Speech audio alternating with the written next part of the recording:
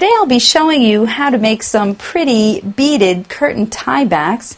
These are the materials we'll be using.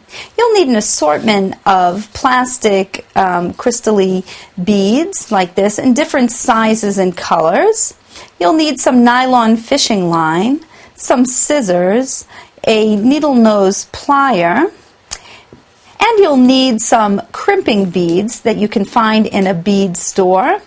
And some of these decorative dividers. This one has 3 separate holes to divide your strands, and some split rings for attaching it to the wall.